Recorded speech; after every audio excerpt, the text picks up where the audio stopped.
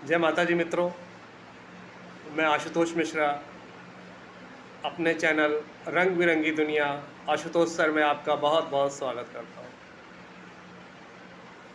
Making of constitution चल रहा था, इसमें हमने एक बड़ा हिस्सा तय भी कर लिया था। हमने लॉज की बात कर ली थी, कुछ ज़रूरी बात थे लॉज में, जैसे कॉन्स्टिट्यूशन। हमने बात किया था कि नॉर्मली जो दो तरह के देशों की बात करी थी। एक वो देश थे जिनके कॉन्स्टिट्यूशन रिटन थे और दूसरे वो देश थे जिनके कॉन्स्टिट्यूशन अनरिटन थे।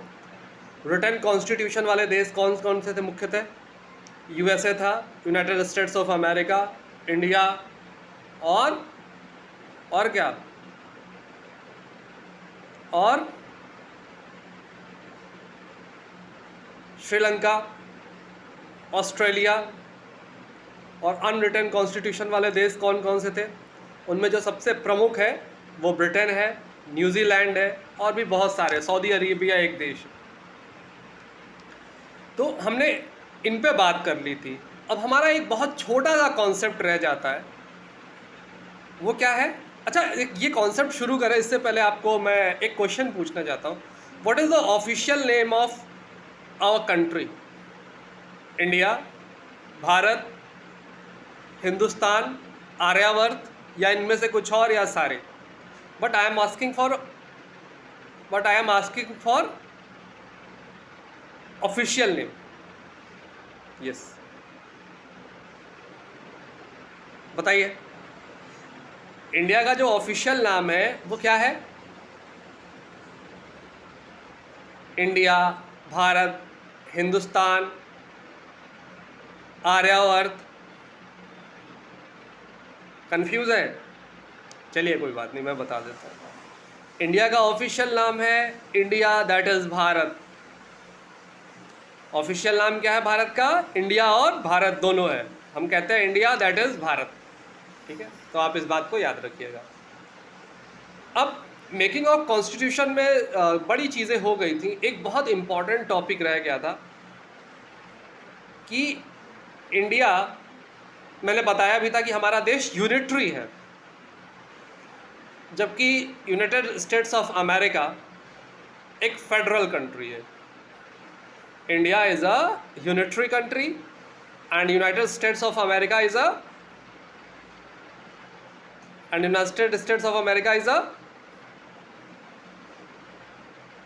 Federal country. यस।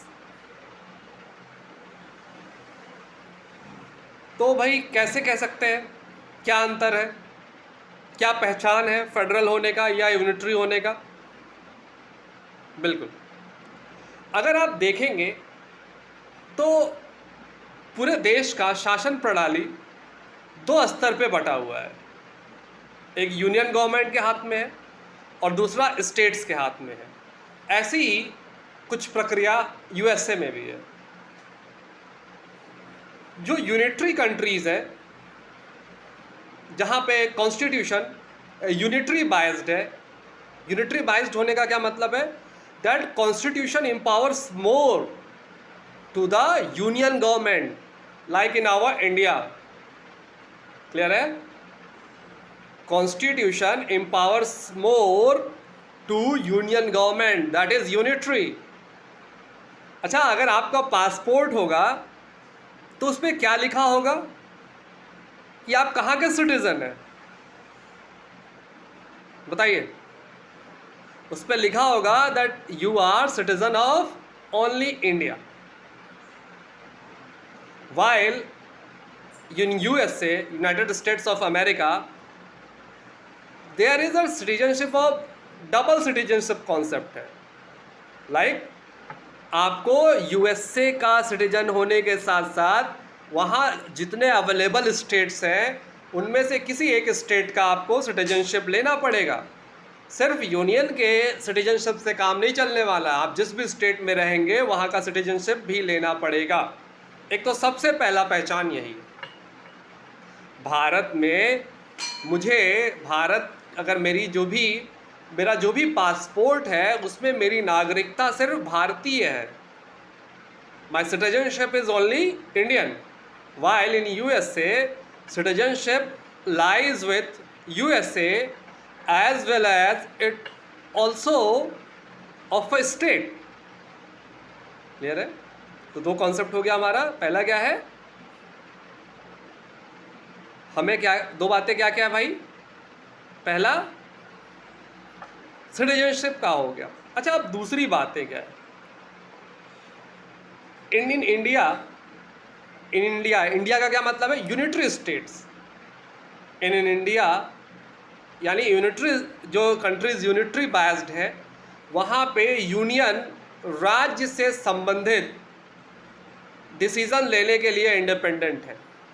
कल को अगर भारत चाह ले, भारत का मतलब यूनियन गवर्नमेंट ऑफ इंडिया, तो उत्तर प्रदेश छोटा हो सकता है, बड़ा हो सकता है, और कल को उत्तर प्रदेश नहीं भी हो सकता है. Article 3 empowers the union government to change its territory, to change the territory of states. Clear है? क्लियर है ना? आर्टिकल 3 क्या करता है, एम्पावर करता है स्टेट को, सॉरी यूनियन को, कि अगर वो चाहे तो स्टेट का कोई भी बाउंड्री चेंज कर सकता है. अच्छा, एक और बड़ा इंटरेस्टिंग फैक्ट है यहाँ पे जब बात चल रही है, तो आपके मन में आ रहा होगा कि मान लो भाई, अगर यूनियन के पास इतनी ही ताकत है तो यूनियन कुछ भी कर सकता है, स्टेट के रिगार्डिंग कुछ भी डिसीजन ले सकता है. हाँ, ले सकता है. तो कल आपके मन में ये भी बात आई, भाई चलो अभी तो उन्होंने ख़त्म किया उत्तर प्रदेश को मध्य प्रदेश में मिला दिया, बिहार में मिला दिया, उत्तराखंड में मिला दिया. तो अगर कहीं केंद्र सरकार, यूनियन गवर्नमेंट एंटी नेशनल हो जाए, देश के खिलाफ हो जाए, तो वो क्या देश का कुछ हिस्सा किसी दूसरे देश को दे सकती है? बताइए. अगर सरकार देश के खिलाफ हो जाए या कुछ और भी कारण हो, तो वो क्या देश का कुछ हिस्सा किसी दूसरे देश को दे सकता है? बहुत अच्छा टॉपिक है, और इसमें एक बहुत बढ़िया केस भी लड़ा गया है, वो है बेरूबरी केस. इस पे हम जब बात करेंगे तो और डिटेल से बात करेंगे, अभी थोड़ा आपको समझा देते हैं. बेरूबरी भारत का एक हिस्सा है जिससे उन्हें समझौते के तहत बांग्लादेश को देना था. ठीक है, तो सरकार ने ये समझौता कर लिया था. अब यहाँ पे आप ध्यान देना कि बेरूबरी एक स्टेट का पार्ट है जो एक दूसरे देश को देना है. तो क्या सरकार इसे दे सकती है? हाँ, दे सकती है. आप पूछेंगे कि सर आपने कैसे कह दिया दे सकती है? भैया मैंने नहीं कहा है, इस बात को हमारे राष्ट्रपति महोदय ने, इस बात के लिए भारत के प्रेसिडेंट ने सुप्रीम कोर्ट ऑफ इंडिया से पूछा था कि क्या सरकार दे सकती है. तो उन्होंने दो बातें पूछी थी कि क्या सरकार अगर चाहे तो आर्टिकल 3 के सहायता से एक साधारण सा कानून लाके वो राज्य का जो हिस्सा बेरूबरी है वो बांग्लादेश को दे सकता है. तो सुप्रीम कोर्ट ने कहा नहीं, वो दे तो सकते हैं, लेकिन इसके लिए उन्हें स्पेशल ऑर्डिनेंस लाना पड़ेगा. और भारत सरकार स्पेशल ऑर्डिनेंस ले आई. और यहाँ पे एक सवाल और बनता है, आप ध्यान रखिएगा, मैं आपसे आगे पूछूंगा कि राष्ट्रपति किस आर्टिकल के तहत सुप्रीम कोर्ट से सजेशन लेता है. यहाँ पे हमारे राष्ट्रपति ने सुप्रीम कोर्ट से सजेशन मांगा था कि क्या सरकार दे सकती है. ठीक है, क्लियर है यूनिटरी बायस्ड होने का. यूनिटरी होने का मतलब, एक बार फिर से मैं पूरी चीज़ें कंक्लूड कर देता हूँ. यूनिटरी होने का मतलब ये है कि अगर सरकार चाहे तो स्टेट के रिगार्डिंग कोई भी डिसीजन, यूनियन गवर्नमेंट चाहे तो स्टेट्स के अगेंस्ट, या स्टेट के अगेंस्ट कहना सही नहीं है, स्टेट्स के लिए कोई भी डिसीजंस ले सकता है. अब आप पूछेंगे कि साहब स्टेट चाहे तो, स्टेट चाहे तो सजेशन दे सकता है यूनियन गवर्नमेंट को, लेकिन उस पर विचार करना, निर्णय लेना, ये पूरी तरीके से सेंटर के हाथ में है। तो क्या स्टेट कोई डिसीजन अपने लिए खुद ले सकता है? जी बिल्कुल नहीं। स्टेट सिर्फ सजेशन दे सकता है। आपको एक बड़ा इंटरेस्टिंग फैक्ट बताते हैं कि जो वेस्ट बंगाल की सीएम है, कौन है भाई, अभी उनका बड़ा चर्चा रहा, लड़ाई राज्यपाल महोदय के साथ, धनखड़ जी के साथ, और आपको पता होगा अभी भारत के वो डिप्टी प्रेसिडेंट बन गए धनखड़ जी। तो उनका जो संबंध रहा राज्यपाल और मुख्यमंत्री के तौर पे ममता बनर्जी जी के साथ, बड़ा ही चर्चा में रहा, बहुत सुर्खियों में रहा। और ये फेडरलिज्म का ही बात है। अभी मैं आपको बहुत अच्छा टर्म यूज़ नहीं करना चाहता था, लेकिन मैं करूँगा, ठीक है। तो क्या स्टेट चाहे तो कोई डिसीज़न ले सकता है? नहीं ले सकता। स्टेट सजेशन दे सकता है सेंटर को। जैसे ममता बनर्जी जी ने सेंटर से कहा कि मेरा जो राज्य है उसका नाम वेस्ट बंगाल से है, और जब भी कोई मीटिंग होती है तो since name of my state start from W, so I got the chance last to speak. और जब मैं बोलती हूँ तब तक सारे लोग सो जाते हैं, इसलिए now I will change the name. और वेस्ट बंगाल का नाम चेंज करके मैं अलग अलग भाषाओं में अलग अलग नाम रखूँगी। बंगाली में it will be Bangla, Hindi में बंगाल, और इंग्लिश में बंगाल। अब मैडम ने पता नहीं क्या सोचा कि 3 नाम रखेंगी, ये तो मैडम ही बता सकती हैं, ठीक है। लेकिन सेंटर ने उसे एक्सेप्ट नहीं किया। अब मैडम को ए से नाम रख देती, डबल ए रख लेती, तो वो शायद सबसे पहला नंबर उन्हें मिलता बोलने के लिए। खैर, राजनीति की बातें। अच्छा, अब अमेरिका की बातें करें। फेडरल हमने जो भी बातें करी अभी तक वो एक यूनिटरी कंट्री की बात करी। अब हम फेडरल कंट्री की बात करते हैं। सबसे पहली बात जो मैंने करी थी, किसी भी फेडरल कंट्री में, स्पेशली जो यूएसए है, हम यूएसए की बात कर रहे हैं, वहाँ पे डुअल सिटीजनशिप है। डबल सिटीजनशिप है। मतलब आपको यूएसए की सिटीजनशिप चाहिए, साथ साथ आपको किसी एक स्टेट का भी सिटीजनशिप लेना होगा जहाँ आप रहेंगे, तभी आप उस स्टेट में रहने को पाएंगे। दूसरी बात, इस यूनियन बिना स्टेट्स के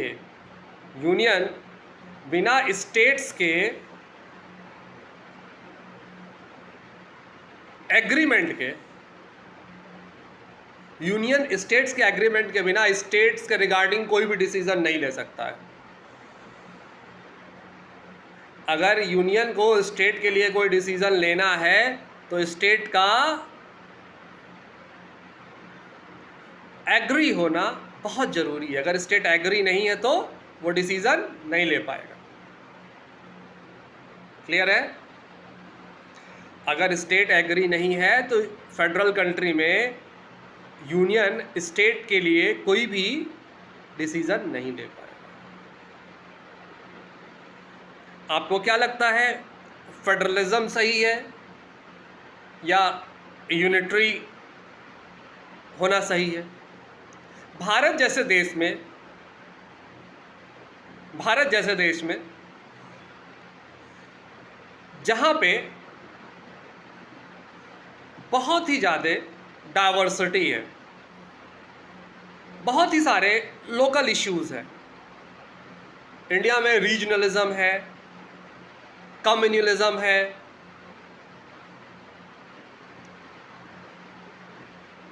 लैंग्वेज का प्रॉब्लम है। आपने मराठी वर्सेस बिहारी सुना होगा, आपने तमिलनाडु में एंटी हिंदी स्टैंड सुने होंगे। और एक बड़ा फैक्ट बात मैं आपको बता रहा हूँ, हो सकता है आप इस पर विश्वास ना करें, ये सारी प्रॉब्लम्स उन्हीं जगह पे आती है जहाँ पे रीजनल पार्टीज़ रूल करती हैं। जहाँ पे रीजनल पार्टीज़ का डोमिनेंस है वहीं पे प्रॉब्लम आती है। Like in Maharashtra, whole game is played by up to not now, before it was played by Mr. Sharad Pawar NCP and Bala Sahab Thackeray Shiv Sena, while in Tamil Nadu it was AIDMK and DMK, only regional parties. What regional parties have to do? They have nothing to do with national politics. उनसे कोई मतलब नहीं है. They just want to satisfy its own limited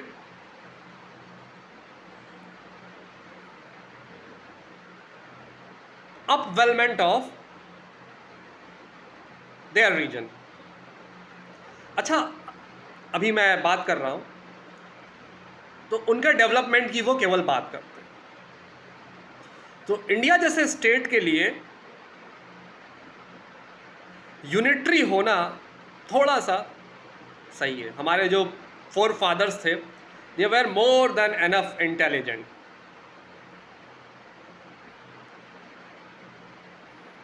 आपको जान के हैरानी होगी कि बाबा साहब अम्बेडकर और महात्मा गांधी में एक बात को लेके बड़ा विवाद हुआ. महात्मा गांधी जी ने कहा कि हमें क्या करना चाहिए, कोर्ट्स को डिसेंट्रलाइज कर देना चाहिए. मतलब जो पंचायत है, ग्राम पंचायत, वहाँ पे हमें उन्हें अपने हिसाब से निर्णय लेने का अधिकार दे देना चाहिए.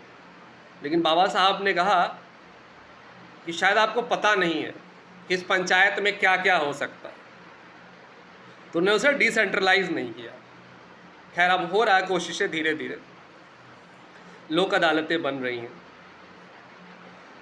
तो यूनिटरी होना देश की सिक्योरिटी के लिए तो अच्छा है, एक पॉजिटिव पॉइंट है. लेकिन एक नेगेटिव पॉइंट भी है. नेगेटिव पॉइंट क्या है कि कई बार स्टेट्स के बहुत सारे रीजन्स हैं जो पीछे छूट जाते हैं, जिनका डेवलपमेंट नहीं हो पाता. Like in UP that was Uttarakhand. Bihar तो पूरा पिछड़ा है, उसका एक हिस्सा है झारखंड, वो बहुत पिछड़ा था. ठीक है. मध्य प्रदेश का एक हिस्सा है छत्तीसगढ़. महाराष्ट्र का हिस्सा है विदर्भ. जहां पे सरकारें बड़ा स्टेट होने के कारण बहुत ध्यान केंद्रित नहीं कर पाती हैं. तो अगर स्टेट्स का डिवीज़न डेवलपमेंट के हिसाब से हो रहा तब तो और बड़ी अच्छी बात है. उनको एम्पावर किया जा रहा है for development and it's better. Clear है.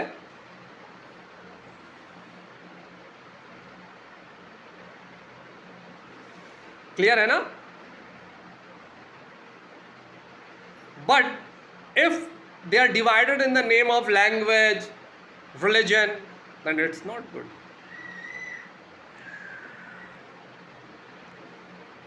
In India, federalism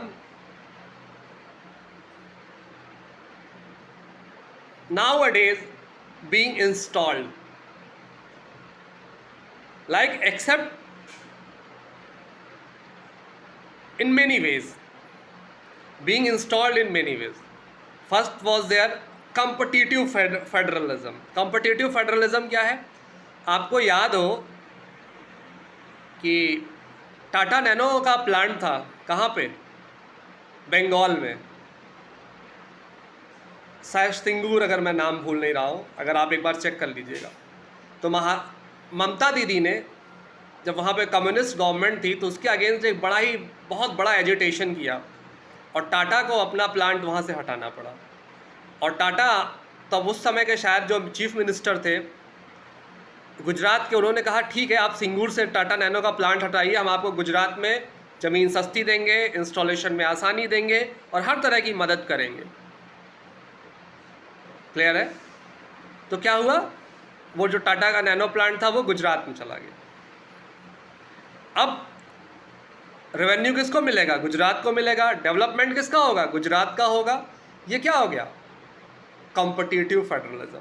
फिर अभी दौर आया कोऑपरेटिव फेडरलिज्म का. कोऑपरेटिव फेडरलिज्म का क्या मतलब है कि जरूरी नहीं कि हर स्टेट हर क्षेत्र में आगे हो. जैसे राजस्थान टूरिज्म में बहुत आगे है। तो राजस्थान ने टूरिज्म में कैसे इतना डेवलपमेंट किया वो खुद सीखे वो, और अपने एक्सपीरियंसेस शेयर करे बाकी स्टेट्स के साथ। गुजरात इंडस्ट्रियलाइजेशन में बहुत आगे है, तो वो कैसे आगे हुआ, वो अपने एक्सपीरियंसेस शेयर करे बाकी स्टेट्स के साथ और उनको आगे ले आए। Kerala education, other basic amenities के लिए बहुत आगे है, वो कैसे आगे गया वो सीखे बाकी स्टेट्स को सिखाए।